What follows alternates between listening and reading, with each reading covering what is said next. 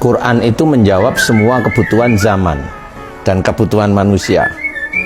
Yang saya amati pada saat itu, saya waktu masih muda itu, saya kan juga seneng dengerin kajian-kajian sebenarnya.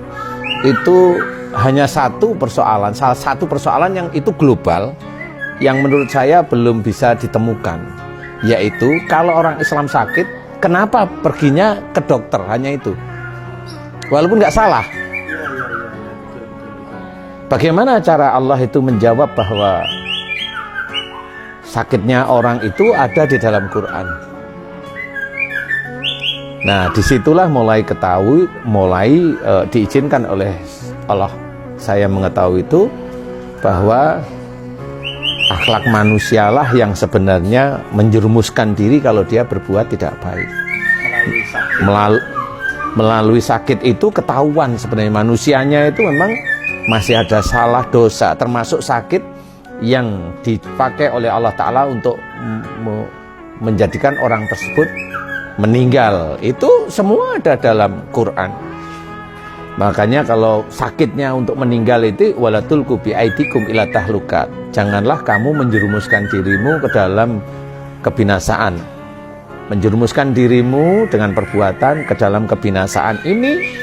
Ini menjadi tolak ukur, termasuk dulu saya itu berpikir, berarti orang ini mati belum tentu Allah itu ridho sebenarnya.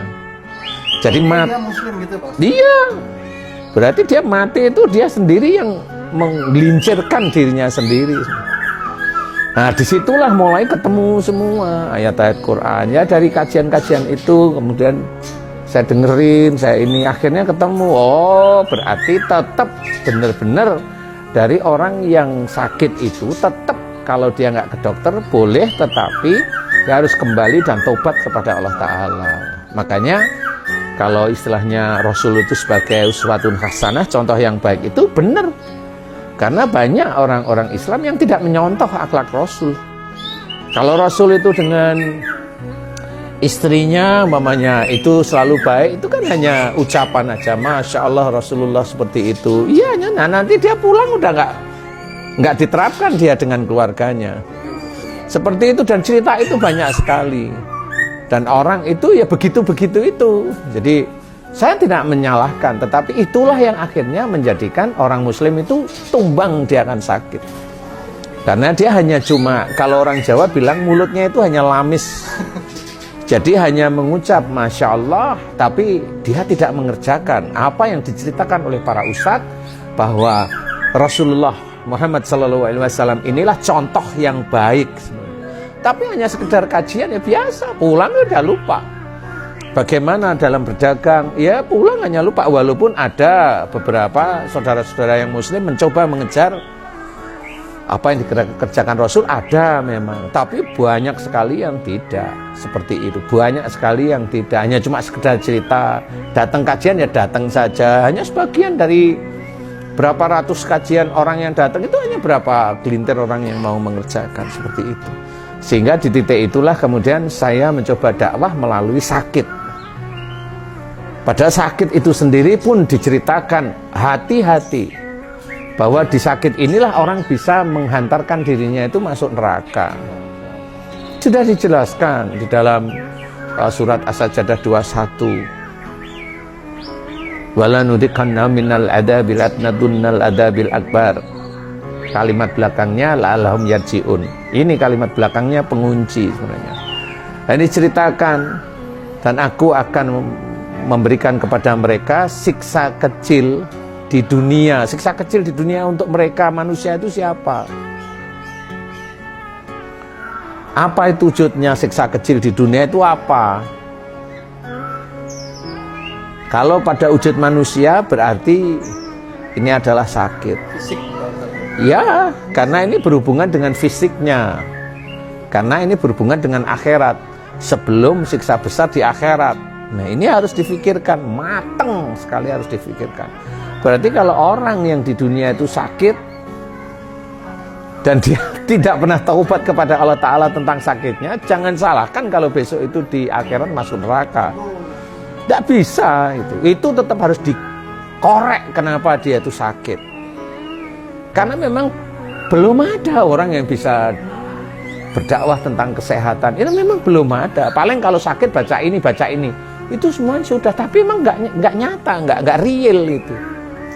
Nggak real. Karena memang ada sakit yang sembuh, nggak usah dibaca-bacain, dia sembuh kok. Saya tahu, saya bisa cerita yang seperti itu. Ya karena memang Allah menginginkan dia masih sembuh aja.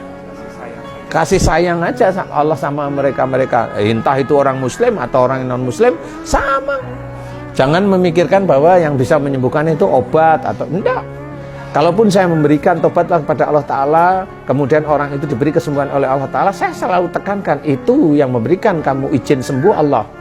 Jadi dekati Allah, kerjakan perintah Allah, terus menerus, banyak taubat, banyak bersyukur. Saya selalu begitu. Karena banyak orang sakit nggak ngerti sakitnya dari mana. Wong jelas dijelaskan, wa ma asabakum min musibatin fa bima kasabat aydikum. Apa saja musibah yang kau terima itu disebabkan dari buah tanganmu sendiri. Jelas sekali loh. Masa ayat itu nggak kita terima sebagai kita orang muslim? Allah yang menyebut nanti orang-orang seperti yang tidak nerima itu kafir nanti. Jangan.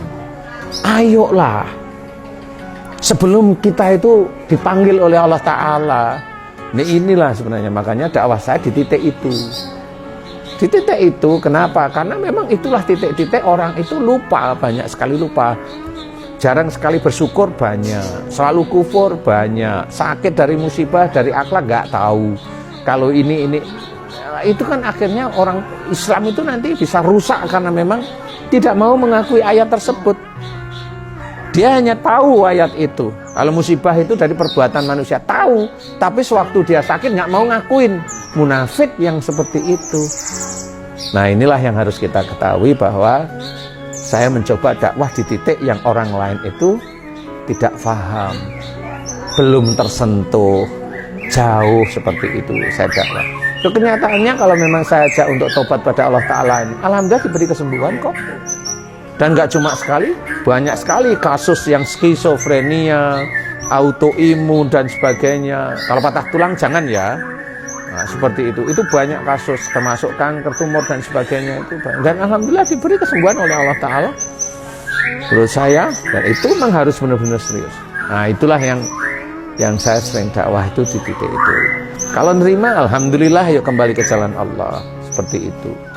Nah mudah-mudahan ini bisa jadi manfaat lah ya.